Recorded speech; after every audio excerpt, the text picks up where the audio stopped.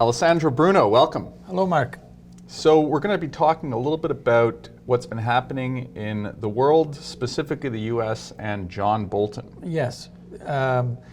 Yesterday, Trump fired John Bolton. Now, Bolton says he quit, but What do you think happened? I think he fired.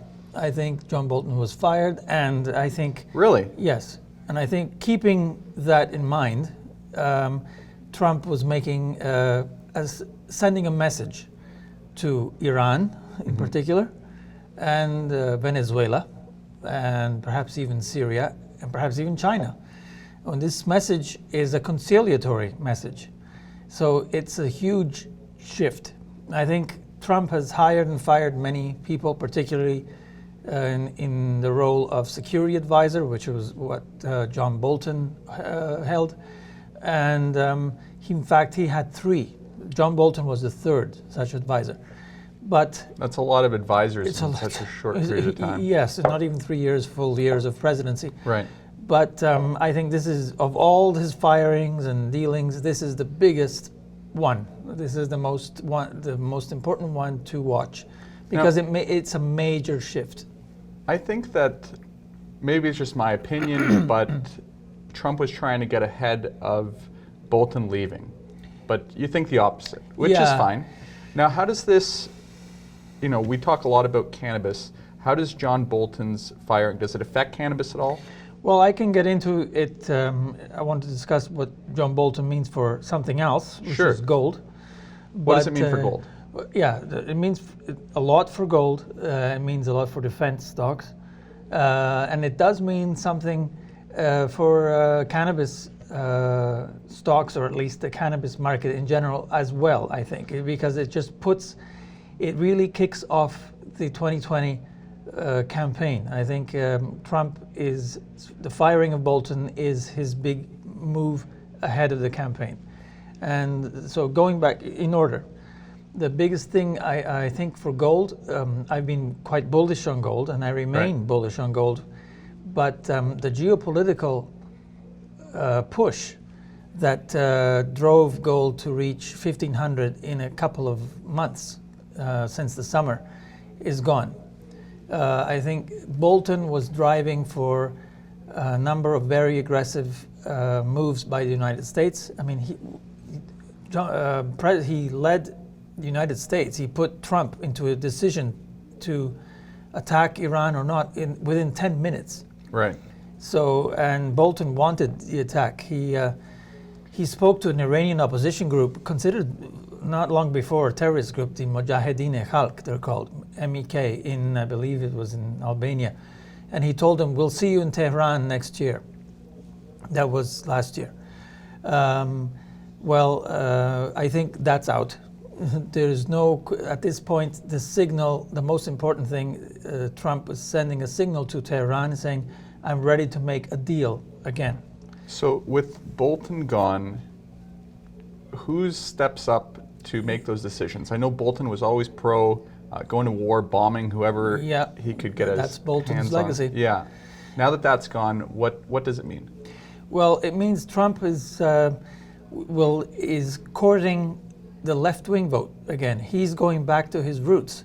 I mean, let's be clear. Trump won the 2016 election also because he managed to get a lot of disappointed Democratic voters who were fed up with the continuous U.S. interventionist approach to foreign policy, which Hillary Clinton is the apotheosis, considering her role in Libya and so on. Right.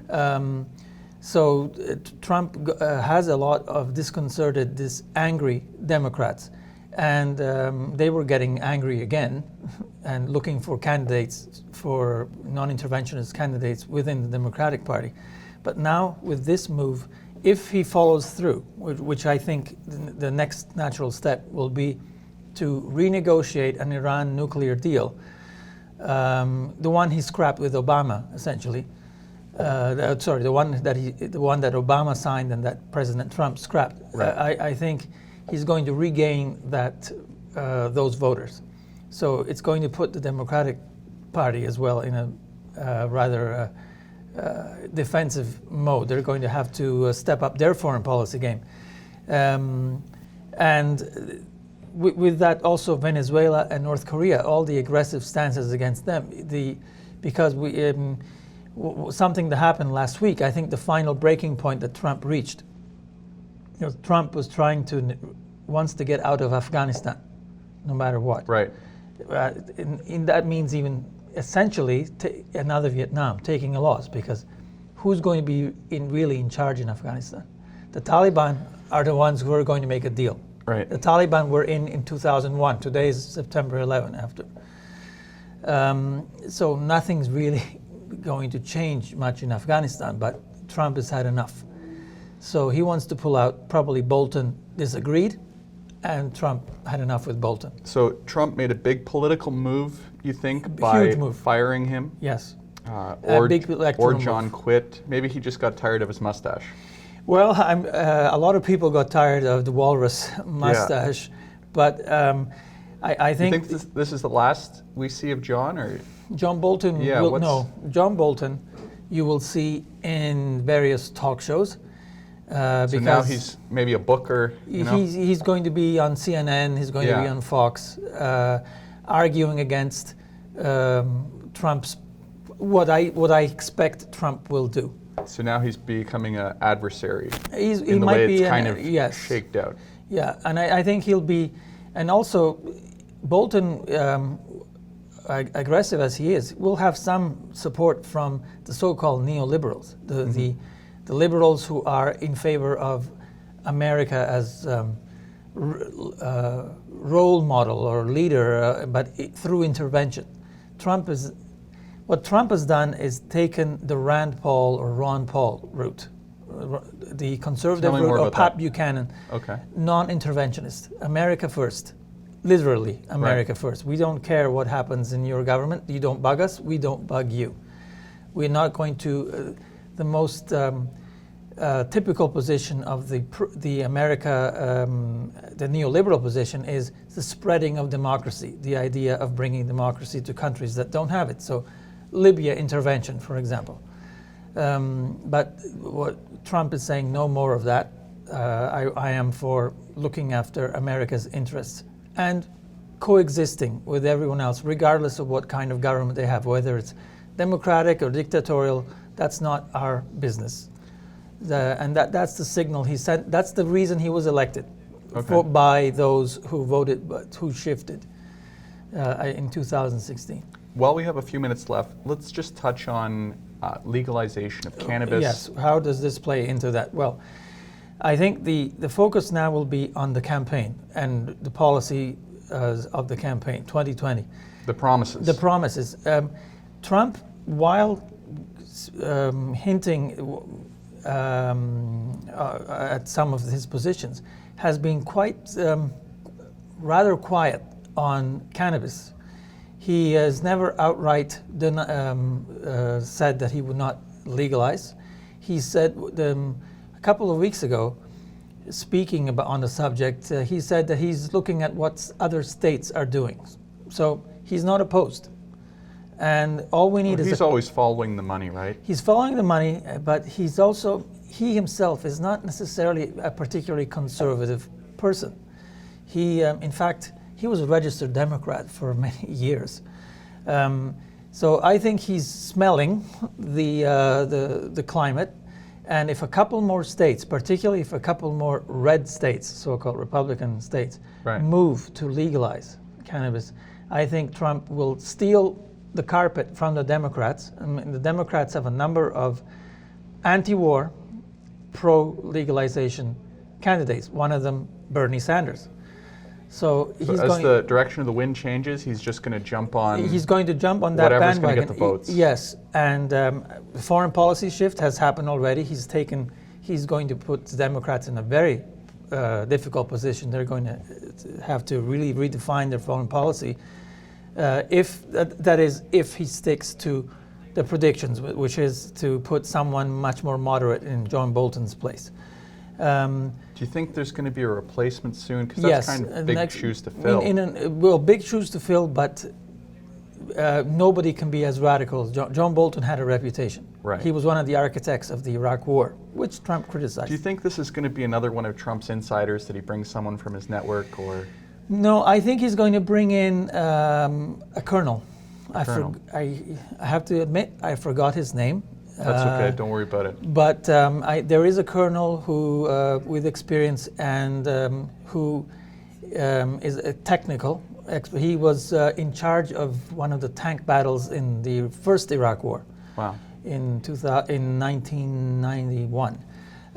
So whoever he brings in probably won't be as radical. It will be a military and will not be as radical, and will be someone accustomed to taking orders rather than giving and influencing, which is what Bolton did. And when that news comes out, what do you think that's going to do to the markets? Well, I'm not sure that gold, I saw the gold price today, I'm not sure that the gold market have absorbed the shift that we're seeing yet. At the same time, there are financial reasons that are supporting the gold price. Financial in Europe with the potential blow up of Deutsche Bank and so on. Right. So we've got, but a lot of the geopolitical carpet has been pulled out for the time being, unless something radical happens outside of. At this point, I have to say it would happen outside of the White House. Whereas for the past 3 months, the aggression from coming out in the speeches from the Oval Office and from Trump's advisors were, I think, the main contributor to the gold's price. Okay. So we'll see. But it's something very important to watch for foreign policy, for defense stocks, for gold, other resources, and for cannabis, because what Trump is doing is taking really the democratic positions away from them. So he's playing a very good game now. Yeah, master chess player, would you say? I consider him a gambler, more of a poker player than. But who knows? He likes to. He uses big leverage. He goes in, makes a big mess, lots of power, lots of dust in the air, and he uses that leverage eventually and to achieve. He's in the White House after all. Who would have thought that he would be there? So, in looking at kind of the bigger picture, what does this mean for Israel? Yes, that is one of the other important signals that Trump has sent with the Bolton firing. And that's one of the reasons why I say gold.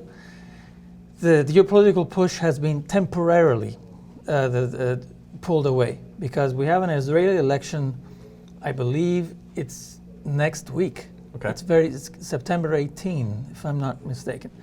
Bolton was a huge supporter of Netanyahu, the so-called hawkish Prime Minister of Israel, who has been making rather hawkish statements regarding now he wants to annex the entire the settlements in the Jordan Valley, which goes it's very controversial. And I think that Trump's signal is, because Bolton was very close to Netanyahu, Trump's signal is Netanyahu does not have a complete carte blanche to do what he wants anymore. So he's putting the brakes on that as well. And that, I think, is an additional signal to Iran about, I'm willing to talk business now. Let's settle some differences, and I want to hammer out a deal, just like Obama did. So he wants to put his name on the deal. That's why he canceled the deal. Whatever Obama did, Obama's only foreign policy achievement, let's face it, the big one, was that deal, the nuclear deal. That's the reason why Trump scrapped it. Every great leader needs a pyramid. Right. And so that's his Obama's big bad, monument. Trump good. Yes. It can be as simple as that. New deal. He's going to present it as a much better deal than Obama's, and I think something to talk up for this election, right? Yes, and in the Israeli election, I think without Bolton in there, I think that he's lost a little bit of American support. At least not American support will not necessarily be for granted. And I mean, the reason why that's important is because Netanyahu is going into this election facing a number of internal and personal financial and political scandals. So even it's not a given that he will win. Right. Yeah. Whereas, in that light, there is another risk. It was overshadowed by other events, but in August, Israel and Lebanon came close to break out of a major war. There was a drone battle, or at least drones were downed. A couple of soldiers were killed on both sides, and so far they've been restrained. But there was the potential for another war. And what Trump is saying is, I'm not going to necessarily support you if you do that. That's what the message he's sending. So, which goes also in favor of securing another deal. So I'm seeing a number of factors coming into play, and the pinpoint, the symbol, if you will, is the Bolton firing. That's a big trigger. Yeah, it's a big trigger, yeah. So it's a really significant event. Great. And as far as what happens next, do you have any predictions? Well, my predictions are that I think Iran has understood what Trump is saying, and they've been reluctant to come to terms, but they're under economic pressure. And also, Bolton was very aggressive when it comes to China and Russia. So I think Trump will also manage to secure a trade deal with China. He understands that apart from the foreign policy and the non-interventionist side, he needs to support the markets. So interest rates cannot be cut any more than they have. And there's so much pressure on the US Treasury with the debt going up, thanks to also the tax cuts. There's only one thing that Trump can do to boost the markets, or at least keep them at the current level, which is to secure a trade deal with China. And by being in a position to make a deal with Iran and calm things down, China will be much happier as well, because they get a lot of oil from Right. Iran. So it's unbelievable actually how this little step can mean so much in so many different areas. So John Bolton's gone. It's going to open up a lot of new dialogue and Yeah, conversation that's what it between the does. different countries that may see some opportunities to change a firm stance on some issues, right? I see Trump trying to stabilize the markets or keep them buoyant without resorting to lowering interest rates further and putting more pressure on monetary policy. And well, let's face it, it's been an unbelievable run for the interest rates, and a very risky one too. So there are no certainties there, but at least if you break down what Trump is trying to do, I think it's pretty clear. Great. And that's why I see a positive step for the cannabis stocks as well, because it's a new market that can be exploited. Okay, well, thank you so much, Alessandro. Really appreciate it. Okay, thank you. Always like to get your geopolitical updates. Thanks.